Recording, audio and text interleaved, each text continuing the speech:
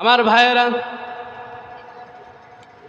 রব্বুল আলামিন বলেন, ওয়াতলু আলাইহিম নাবা বনাই আদম বিল হক ইয ক্বাররাবা কুরবানান ফাতুকব্বিলা মিন আহাদিহিমা ওয়া লাম ইউতাকাব্বাল মিনাল আখার। জোরে বলেন আল্লাহু আকবার। আমার ভাইয়েরা, আল্লাহ তাআলা বলেন, ও নবী আমার, ওয়াতলু আলাইহিম নাবা বনাই আদম বিল হক। ও নবী আমার, আপনি যথাযথভাবে আপনি বর্ণনা করেন, আপনার উম্মতদেরকে আপনি শোনায়া দেন আদম আলাইহিস সালাতু ওয়াস সালামের দুই পুত্র হাবিল আর কাবিলের কোরবানির কথা আপনি শোনায়া দেন। ইয ক্বাররাবা কুরবানান, যখন তারা কোরবানি পেশ করলো, ফাতুকব্বিলা মিন আহাদিহিমা, তাদের একজনের কোরবানি আল্লাহর দরবারে কবুল হলো। কয়জনের? একজনের কোরবানি আল্লাহর দরবারে কবুল হলো। ওয়ালাম ইউতাকাব্বাল মিনাল আখার, অন্যজনেরটা কোরবানি কবুল হলো না। আমার ভাইয়েরা, এই ঘটনাটা যদি আমরা তাফসিরের কিতাব থেকে দেখতে যাই, মুফাসসিরিন কেরাম বলেছেন, আদম আলাইহিস সালাতু ওয়াস সালাম যখন দুনিয়ার জমিনের মধ্যে পদার্পণ করলেন, আদম পয়গম্বর দুনিয়াতে আসার পর রব্বুল আলামিন তার ঔরসে দুইটা করে সন্তান দিয়েছেন। কয়টা সন্তান? জোরে বলেন, কয়টা সন্তান? দুইটা সন্তান জোড়ায় জোড়ায় আল্লাহ সন্তান দিয়েছেন। একটা সন্তান হয়েছে ছেলে আর একটা হয়েছে মেয়ে। ওই সময় প্রয়োজনের খাতিরে আল্লাহ তাআলা তার শরীয়তের ভিতরে ভাই বোনের বিবাহটা বৈধ করেছিলেন, কিন্তু জোড়ায় জোড়ায় যে একটা সন্তান ছেলে আর মেয়ে হয়েছে, এরা ধরতে হবে, এরা বোন, এরা ভাই বোন ধরতে হবে, এদের ভিতরে বিবাহ বৈধ হবে না। কিন্তু আগের একজন আর পরের একজনের সাথে বিবাহ দেওয়া লাগবেই, এটা আল্লাহ তাআলার বিধান। বলেন তো, আমাদের এই শরীয়তে ভাই বোন বিবাহ দেওয়া জায়েজ আছে? জায়েজ আছে? কিন্তু ওই সময় প্রয়োজনের খাতিরে জায়েজ আল্লাহ তাআলা করে দিয়েছিলেন। হাবিলের সাথে যেই বোনটা দুনিয়ার বুকে আল্লাহ তাআলা পদার্পণ করিয়েছিলেন, ওই বোনের নাম ছিল আকলিমা। কি নাম? আকলিমা। আর কাবিলের সাথে যেই বোনটা দুনিয়ায় পদার্পণ করেছে, তার নাম ছিল লিওজা।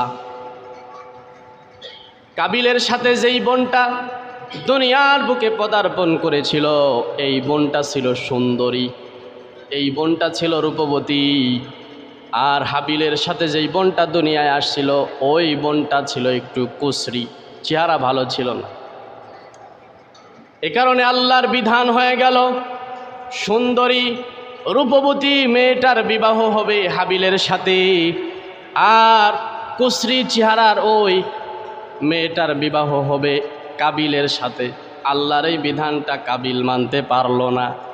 সে চাইল, আমি এই সুন্দরী বোন, আমার বোনটারে আমি বিবাহ করব। এক পর্যায়ে আদম আলাইহিস সালাতু ওয়াস সালাম বললেন, ঠিক আছে, তোমাদের সমাধান একটা, তোমরা কোরবানি পেশ করো। কি করো?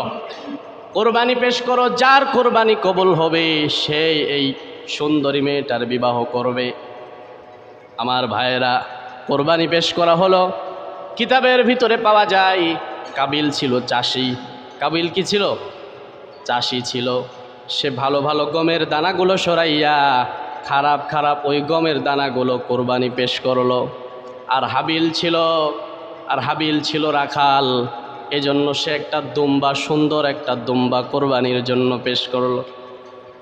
কিতাবের মধ্যে লেখা হয়েছে, এটা ওই দুম্বা যখন ইব্রাহিম আলাইহিস সালাতু ওয়াস সালাম ইসমাঈলের গর্দানের ভিতরে ছুরি চালায়া দিবি, রব্বুল আলামিন ওই জান্নাত থেকে যে একটা দুম্বা দুনিয়ার বুকে জিব্রাইলের মাধ্যমে পাঠায়া দিয়েছিল, কিতাবের মধ্যে লেখা হয়েছে এই দুম্বাটা হলো ওই হাবিলের পেশ করা কোরবানির দুম্বা। সুবহানাল্লাহ বলেন। এটা জান্নাতের ভিতরে বিচরণ করতে থাকে। পরবর্তীতে যখন ইসমাঈল জাবিহুল্লাহকে যখন জবাই করার জন্য ছুরি চালায়, তো আল্লাহ তাআলা ইব্রাহিম আলাইহিস সালাতু ওয়াস সালামের এই পরীক্ষা আল্লাহ তাআলা তো বুঝতে পারলেন যে আমার খলিল আমাকেই মহাব্বত করে, আমাকেই ভালোবাসে, এজন্য ওই দুম্বাটা আল্লাহ আসমানে উঠায় নেয়, আল্লাহ জান্নাতের ভিতরে উঠায় নেয়। পরবর্তীতে ওই হাবিলের দুম্বাটা আল্লাহ তাআলা ইসমাইলের বদৌলতে ওই দুম্বাটা ছুরির তলায় রেখে দেয়। সুবহানাল্লাহ বলে। আমার ভাইয়েরা, কোরবানি পেশ করা হলো, আর ওই জামানার নিয়ম ছিল আসমান থেকে একটা অগ্নিশিখা আসবে, যার কোরবানিটা কবুল হবে তারটা বশীভূত করে দিবে, জ্বালায় দিবে, বোঝা যাইতো যে কোরবানি কবুল হয়েছে। আমার ভাইয়েরা, হাবিলেরটা কোরবানি কবুল হয়ে গেল, আসমান থেকে অগ্নিশিখা এসে বশীভূত করে ফেললো, কাবিলেরটা পড়ে থাকলো, এতে বোঝা গেল হাবিলেরটা কোরবানি কবুল হয়েছে। এই হাবিলের কোরবানি যখন কবুল হয়েছে, এরপরেও কাবিল মানতে পারে না, কাবিল হত্যার হুমকি দেয়, ক্বালা লাআকতুলান্নাক, আমি তোরে হত্যা করে ফেল। একটা পর্যায়ে হাবিলকে হত্যা করে ফেলল। আমার ভাইয়েরা, আমি এই জিনিসটাই আপনাদেরকে বোঝাইতে চেয়েছিলাম, শুধুমাত্র আমাদের উপরে আল্লাহ তাআলা কোরবানি দেন নাই, কোরবানির এই বিধানটা পৃথিবীর মানব ইতিহাসের সূচনা লগ্ন থেকে আল্লাহ দিয়েছে। সুবহানাল্লাহ। প্রত্যেকটা শরীয়তের ভিতরেই আল্লাহ তাআলা কোরবানি দিয়েছেন, কিন্তু প্রত্যেকটা শরীয়তের কোরবানির নিয়ম কি ছিল এই কথাটা আল্লাহ তাআলা বলেন নাই, কিন্তু আল্লাহ কোরআনের ভিতরে বলেছে প্রত্যেকটা উম্মতের জন্য আমি কোরবানি দিয়েছিলাম। আমার ভাইয়েরা, এই কোরবানি যদি আমরা করি তাহলে কি ফায়দা হবে, আর কয়েক মিনিটের ভিতরে শেষ করে দিব। যায়েদ ইবনে আরকাম থেকে হাদিস বর্ণনা, নবীজিকে যখন জিজ্ঞাসা করলেন, নবীজি বললেন এটা ইব্রাহিম নবীর সুন্নত।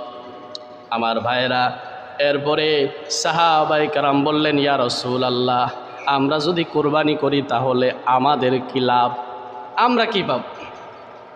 আমার নবীজি বললেন, ও সাহাবায়ে কেরাম, ক্বালা বিকুল্লি শারাতিন হাসানা, তোমরা যে পশুটা কোরবানি করো, এই পশুর গায়ের ভিতরে যতগুলো লোম আছে, যতগুলো চুল আছে, প্রত্যেকটা চুলের বিনিময়ে আমার রব্বুল আলামিন একটা একটা করে নেকি তোমাদের আমলনামায় উঠায়া দিবে। সাহাবায়ে কেরাম বললেন, ইয়া রাসূলুল্লাহ, এমনও তো পশু আছে পশম অনেক বেশি, অনেক বেশি, এরকম পশু আছে না? জিজ্ঞাসা করলেন, এর বিনিময়েও কি নেকি হবে? নবীজি বললেন, ও সাহাবায়ে কেরাম, হ্যাঁ, যতগুলা পশম থাকবে প্রত্যেকটা পশমের বিনিময়ে আল্লাহ তাআলা তোমাদের আমলনামার মধ্যে একটা একটা করে নেকি লিখে দিবে।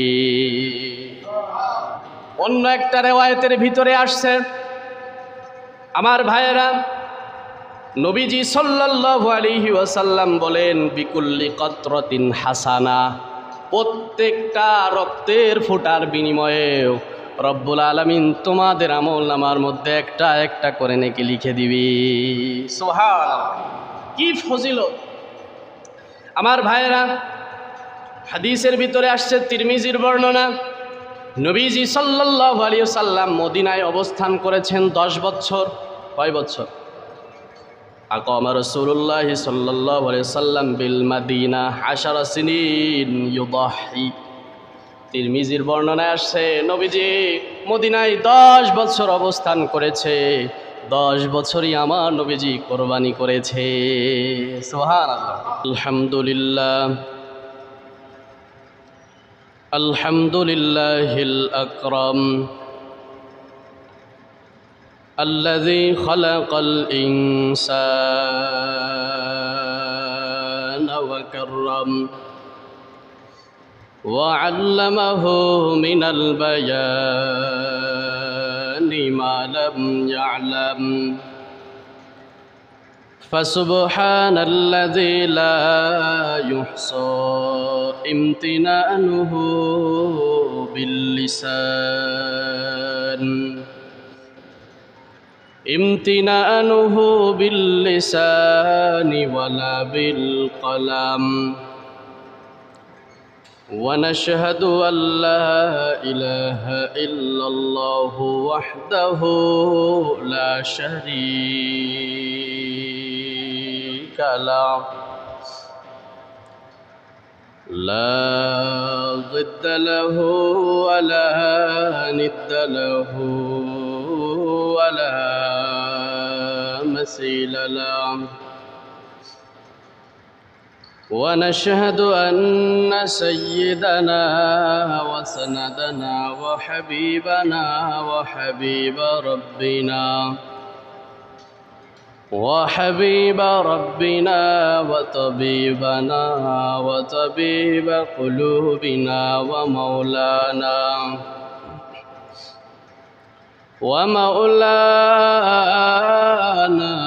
محمدا عبده ورسوله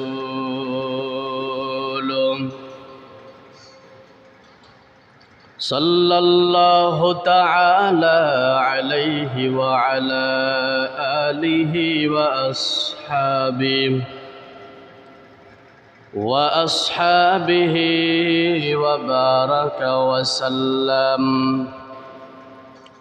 وبارك وسلم تسليما كثيرا أما بعد فأعوذ بالله من الشيطان الرجيم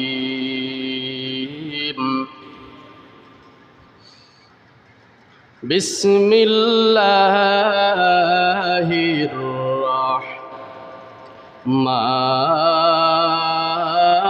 الرحمن الرحيم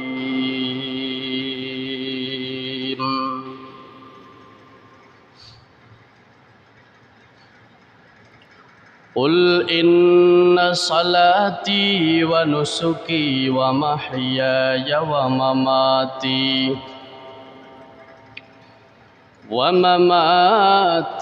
لله رب العالمين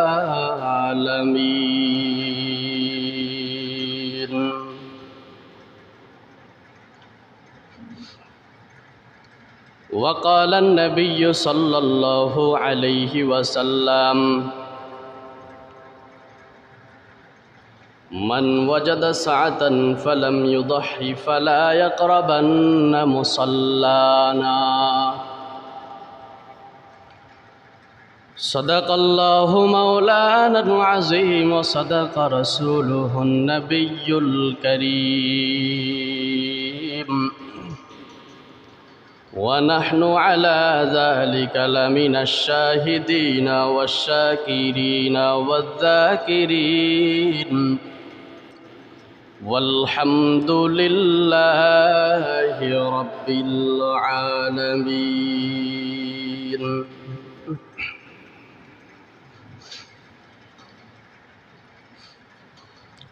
निगाह मुमिन से तो बदल जाती है तकदीर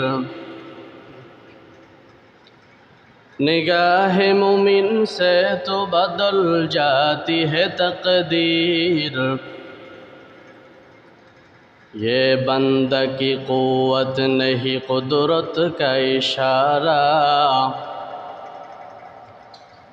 ये बंदा की क़ुव्वत नहीं कुदरत का इशारा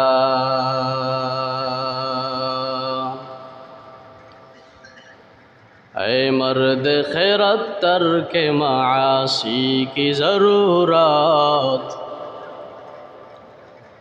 ऐ मर्द खैरत तर्क मासी की ज़रूरत अब सहबत साले के सिवा कोई नहीं चारा अब सहबत साले के सिवा कोई नहीं चारा अल्हम्दुलिल्लाह रब्बे करीमेर आली शान दरबारे लाखों कोटी शुक्र सुजूद যে মহান রব্বুল আলামিন এই ফিতনা ফাসাদের জামানায় যে জামানায় নবীজি ভবিষ্যৎবাণী করেছিলেন যে এমন একটা জামানা আসবে যে সময় বৃষ্টির ন্যায় ফিতনা প্রকাশ পাবে একটার পর একটা আবার নবীজি বলেছেন এমন একটা জামানা আসবে যে জামানায় ঈমান রক্ষা করা বড় কঠিন হয়ে যাবে মানুষ সকালে ইমানদার থাকবে বিকেলে গিয়ে আবার বেঈমান হয়ে যাবে এমন একটা কঠিন জামানায় আল্লাহ তাআলা আমাদেরকে মহাব্বত করে ভালোবেসে পছন্দ করে অত্র এলাকার মধ্য থেকে অনেক মানুষের ভিড়ে আল্লাহ তাআলা আমাকে আপনাকে পছন্দ করেছেন। আর আল্লাহ যাকে পছন্দ করে তাকে দিয়েই দ্বীনের কাজ করায় নেন। তো আমরা মসজিদে উপস্থিত হতে পেরেছি, আমরা নিঃসন্দেহে এটা ধারণা করতে পারি যে আল্লাহ তাআলা আমাদেরকে ভালোবাসেন। এ কারণে তার ঘর মসজিদে এসে বসার তৌফিক আল্লাহ আমাদেরকে দান করেছেন। এজন্য খুশি হইয়া সেই মহান মালিকের দরবারে শুকরিয়া জ্ঞাপন করে সকলে জবান ছেড়ে সেই মালিককে একটা ধন্যবাদ জানাই, বলি আলহামদুলিল্লাহ। শতকোটি দুরূদ ও সালাম বিশ্বনবী সাল্লাল্লাহু আলাইহি ওয়াসাল্লামের উপর। একটু মহাব্বতে জবান ছেড়ে পড়ি সাল্লাল্লাহু আলাইহি ওয়াসাল্লাম।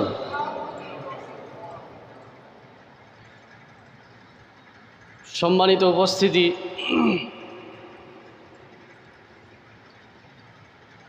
স্বল্প সময়ের মধ্যে কিছু কথা আপনাদের সামনে তুলে ধরব। আল্লাহ তাআলা আমাকে সঠিক কথাগুলো আপনাদের সামনে বলার তৌফিক দান করুন। জোরে বলেন আমিন।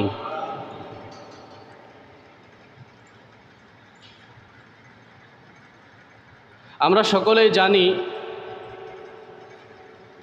আমাদের সামনে রব্বে কারীমের বড় একটা বিধান,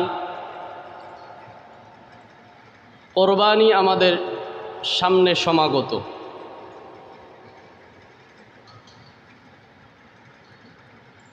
এজন্য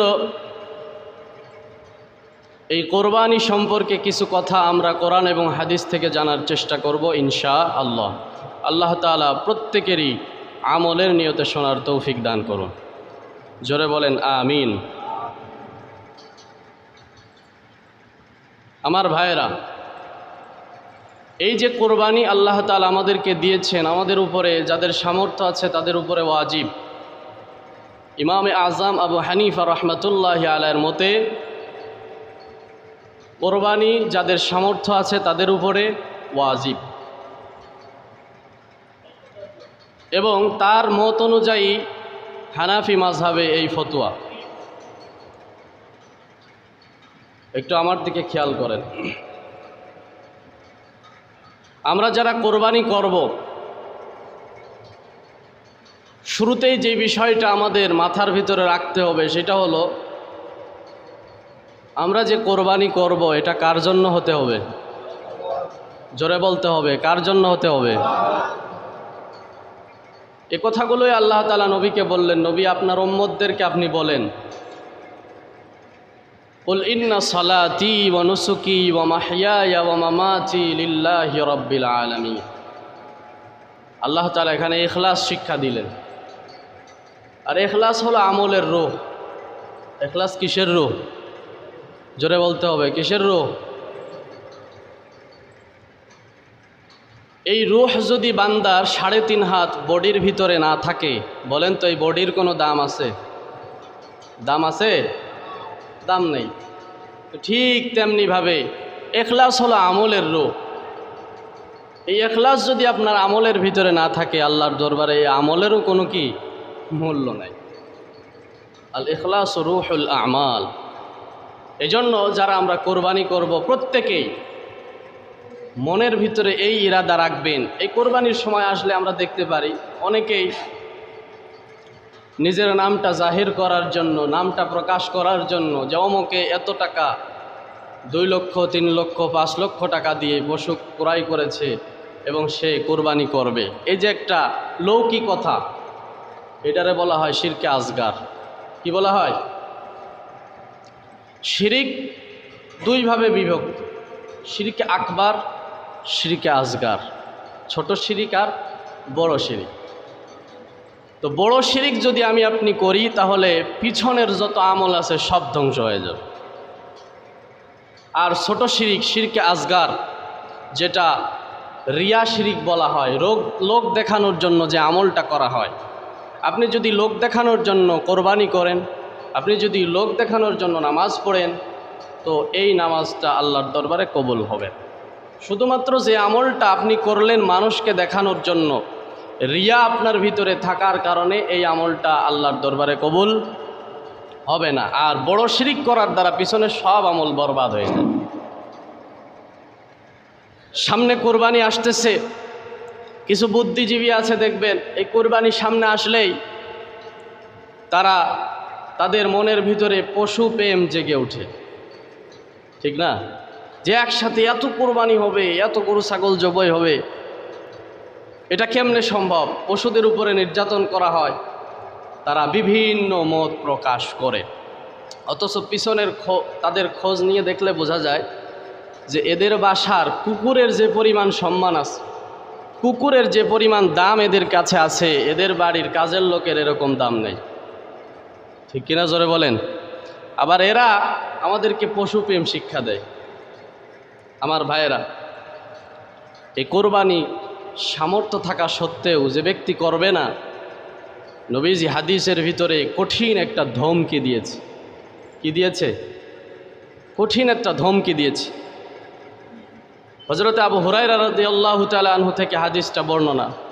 আল্লাহ রসুল বলেন, মান ওয়াজাদা সাআতান, যে ব্যক্তির সুযোগ থাকা সত্ত্বেও, যে ব্যক্তির সামর্থ্য থাকা সত্ত্বেও ফালাম ইউদাহি, কোরবানি করলো না, যে ব্যক্তির সামর্থ্য থাকা সত্ত্বেও কোরবানি করলো না, নবীজি বলেন ফালা ইয়াকরাবান্না মুসাল্লানা, সে যেন আমাদের ঈদগাহের নিকটবর্তীও না হয়। ঈদগাহে না আসে এটা একটা কথা, আর ঈদগাহের নিকটবর্তীও না হয় এটা আর একটা কথা। তাহলে নবীজি সাল্লাল্লাহু আলাইহি ওয়াসাল্লাম কেমন ধমকি দিয়েছে। আমার ভাইরা, এই কোরবানি অনেক ফজিলত আছে, অনেক হাদিসের ভিতরে রাসূলুল্লাহ সাল্লাল্লাহু আলাইহি ওয়াসাল্লাম কোরবানি করার ফজিলতের কথা বলেছেন। এক হাদিসের ভিতরে আসছে আম্মাজান আয়েশা রাদিয়াল্লাহু তাআলা আনহা থেকে বর্ণনা, রাসূলুল্লাহ সাল্লাল্লাহু আলাইহি ওয়াসাল্লাম বলেন, মা আমিলা ইবনে আদামা আমালান ইয়াউমান নাহরি আহাব্বা ইলাল্লাহি মিন হিরাকাতি দাম। নবীজি সাল্লাল্লাহু আলাইহি ওয়াসাল্লাম বলেন, কোরবানির দিনে আদম সন্তানেরা যে আমলগুলা করে তার ভিতরে আহাব্বা ইলাল্লাহ, আল্লাহর নিকটে সব থেকে বেশি প্রিয় হলো জমিনের ভিতরে রক্ত ঝরানো, অর্থাৎ কোরবানি করা। কোরবানির দিনে বান্দা যত আমল করে তার ভিতরে উত্তম আমল, সব থেকে আল্লাহর কাছে প্রিয় আমল হলো কোরবানি করা। এই হাদিসের ভিতরেই আল্লাহ রসুল সাল্লাল্লাহু আলাইহি ওয়াসাল্লাম বলেন, ওয়াইন্নাহু লায়াতি ইয়াউমাল কিয়ামাতি ফি করনিহি মা আলাইহা করনুহা ওয়া আশআরিহা ওয়া আজলাফিহা। কিয়ামতের ময়দানে যে পশুটা জবাই করা হয়, আল্লাহ রসুল বলেন এর খুর, শিং, চুল সব কিয়ামতের ময়দানে উপস্থিত হবে। সুবহানাল্লাহ বলেন। এরপরে আল্লাহ রসুল বলেন, যে পশুটা কোরবানির দিনে তোমরা জবাই করবা, এই পশুর রক্ত জমিনে পড়ার আগেই আল্লাহর কাছে সম্মানিত স্থানে পৌঁছায়া যায়। সুবহানাল্লাহ। এ গেল 1 নম্বর ফজিলত। 2 নম্বর ফজিলত, রাসূলুল্লাহ সাল্লাল্লাহু আলাইহি ওয়াসাল্লাম হাদিসের মধ্যে বলেছেন, হযরতে যায়েদ ইবনে আরকাম রাদিয়াল্লাহু তাআলা আনহু হাদিসটি বর্ণনা করেছেন। তিনি বলেন, রাসূলুল্লাহ সাল্লাল্লাহু আলাইহি ওয়াসাল্লামকে সাহাবায়ে কেরাম জিজ্ঞাসা করলেন, ইয়া রাসূলুল্লাহ মা হাযিহিল আদাহি, এই কুরবানি কি, আমাদেরকে একটু জানায় দেন। কুরবানি কি আপনি একটু আমাদেরকে জানায় দেন। রাসূলুল্লাহ সাল্লাল্লাহু আলাইহি ওয়াসাল্লাম বললেন, ক্বালা সুন্নাতু আবিকুম ইব্রাহিম আলাইহিস সালাতু ওয়াসসালাম, যে এই কোরবানি হলো তোমাদের জাতির পিতা ইব্রাহিম আলাইহিস সালাতু ওয়াসসালামের সুন্নাত।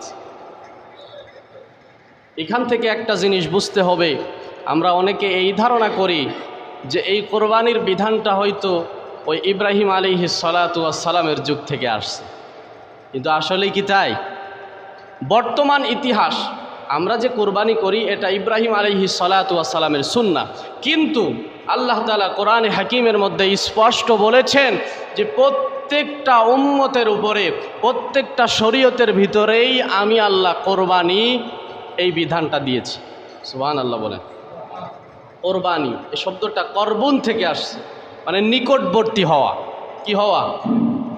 জোরে বলেন, কি হওয়া? এই কোরবানির দ্বারা বান্দা আল্লাহ তাআলার নিকটবর্তী হতে পারে, নৈকট্য অর্জন করতে পারে। আমার ভাইয়েরা, শুধু এই উম্মতে মুহাম্মাদির জন্য আল্লাহ কোরবানি দেননি। কোরবানির এই বিধানটা শুধুমাত্র ইব্রাহিম নবীর থেকে আসছে এরকম নয়, বরং মানব সভ্যতার, মানব ইতিহাসের সূচনা লগ্ন থেকেই আল্লাহ তাআলা এই কোরবানির বিধানটা দিয়েছে। সুবহানাল্লাহ বলেন। এই কোরবানিটা আসছে কোথা থেকে? আল্লাহ তাআলা বলেন, ওয়াকাযালিকা জাআলনা লিকুল্লি উম্মাতিন জাআলনা মানসাকাল লিয়াযকুরু ইসমাল্লাহি আলা মা রাযাকাহুম মিন বাহিমাতিল আনআম।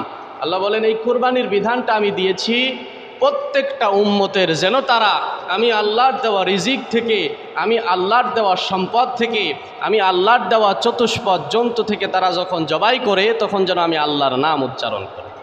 কার নাম উচ্চারণ করেন? জবাই করার সময় কার নাম উচ্চারণ করতে হবে?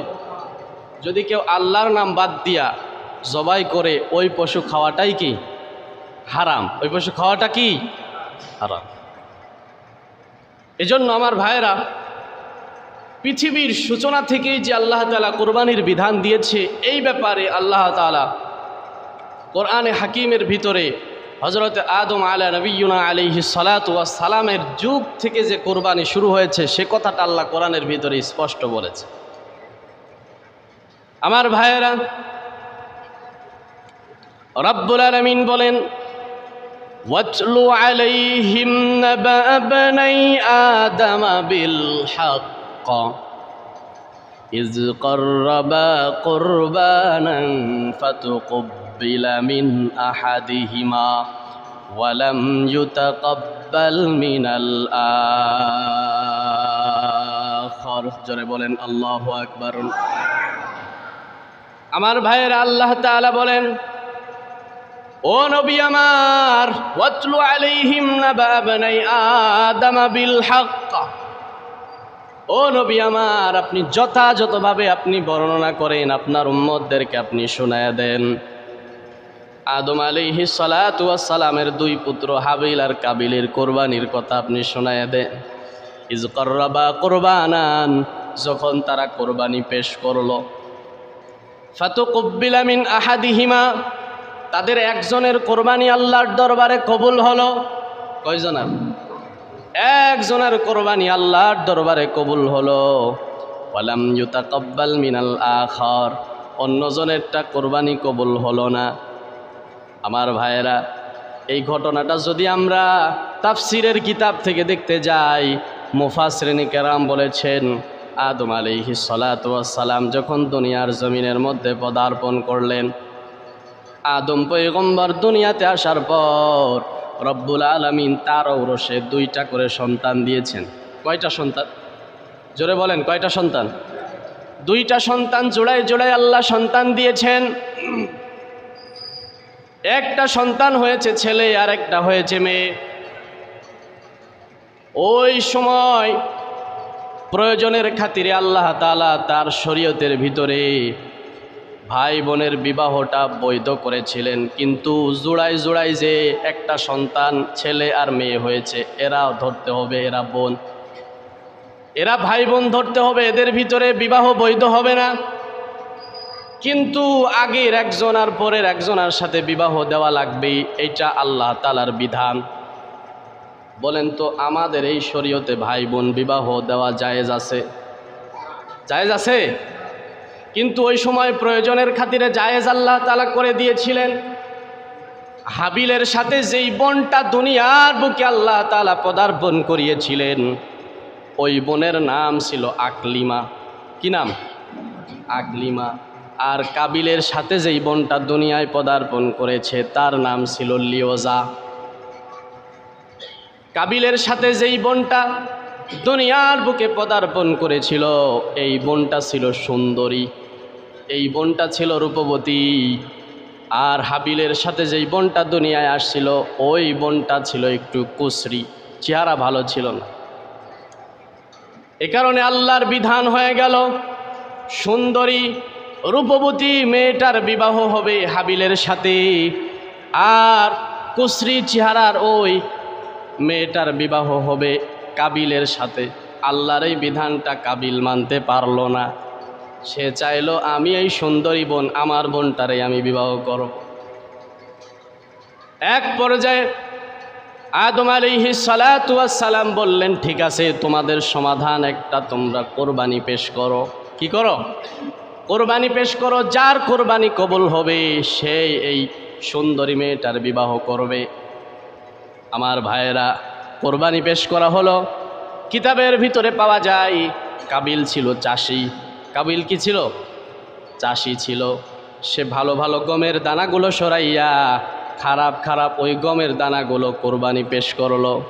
আর হাবিল ছিল রাখাল। এজন্য সে একটা দুম্বা, সুন্দর একটা দুম্বা কোরবানির জন্য পেশ করলো।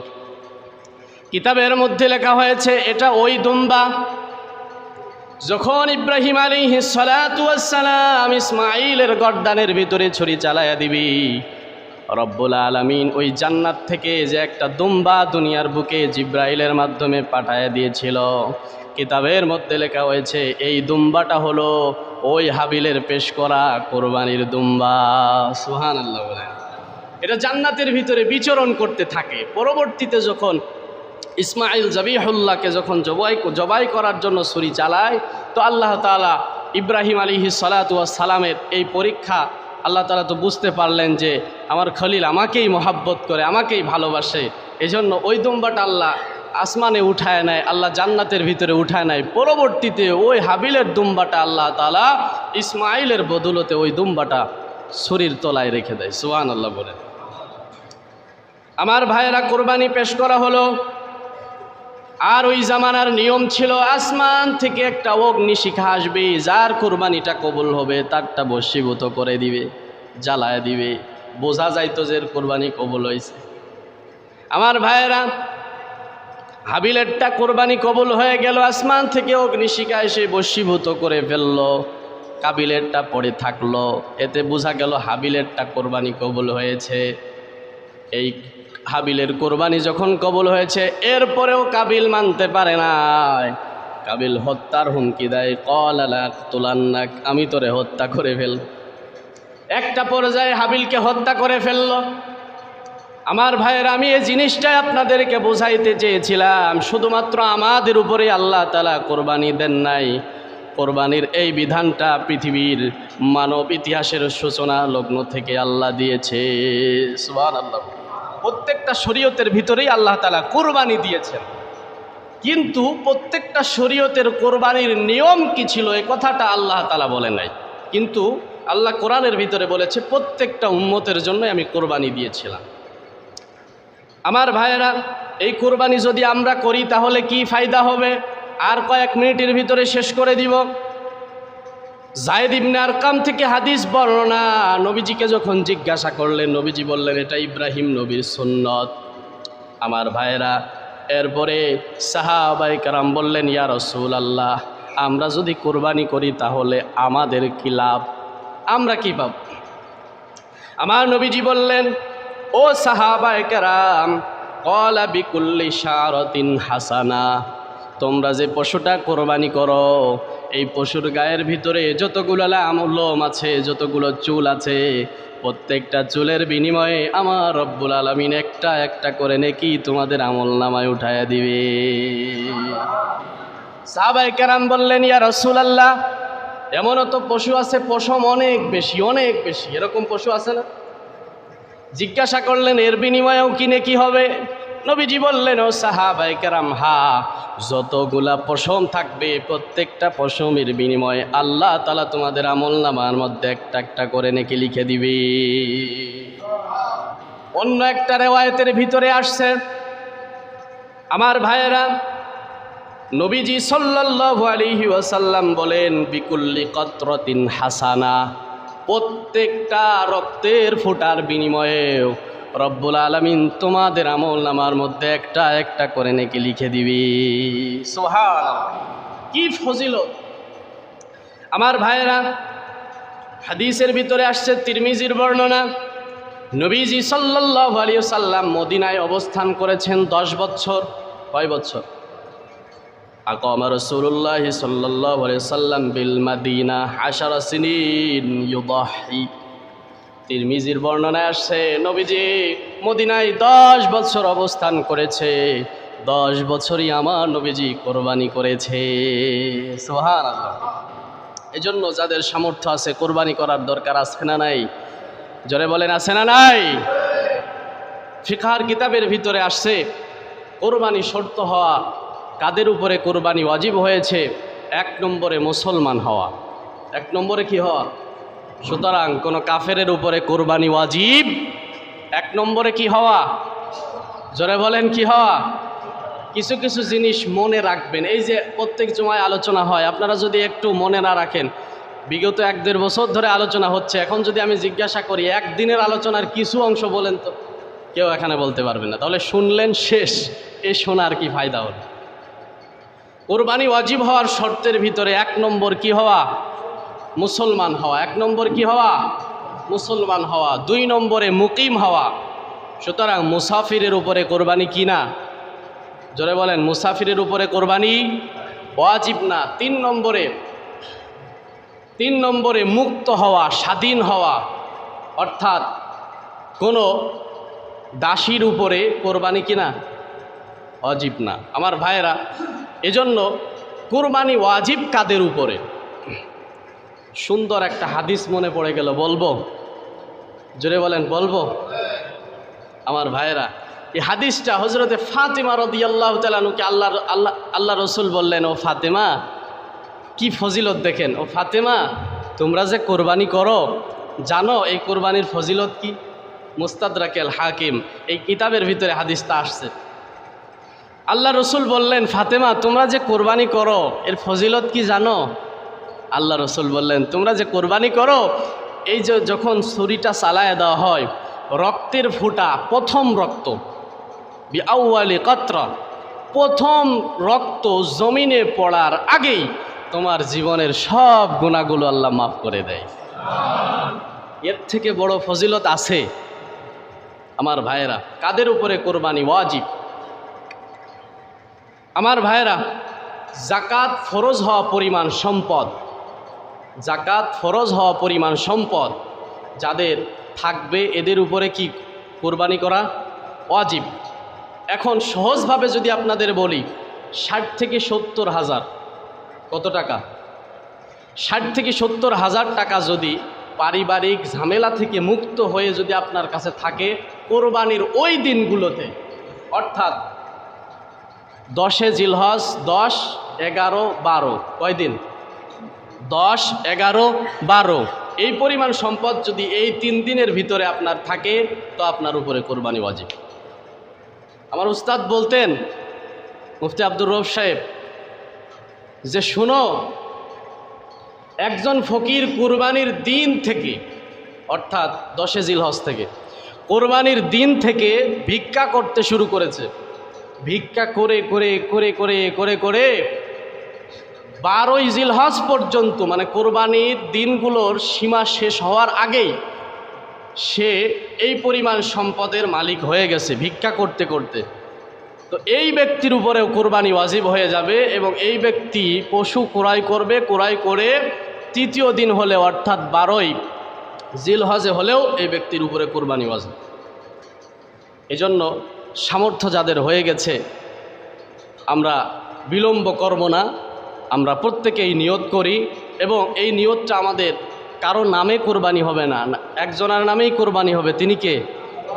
নিয়তটা পরিশুদ্ধ করা। আর এই কোরবানি করার নির্দেশটাও আল্লাহ তাআলা দিয়েছে। গত জুমায় আমি আলোচনা করেছিলাম সূরা কাউসার থেকে। কি থেকে? এর ভিতরে আল্লাহ তাআলা 2 নম্বর আয়াতে বলে, নবী ফাসাল্লি লিরাব্বিকা ওয়ানহার, আপনার রবের জন্য আপনি নামাজ পড়ুন, আপনার রবের জন্য আপনি কি করুন? কোরবানি করুন। আল্লাহ তাআলা আমাদেরকে সঠিকভাবে বুঝে আমল করার তৌফিক দান করুক। জোরে বলেন আমিন। ওয়া আখির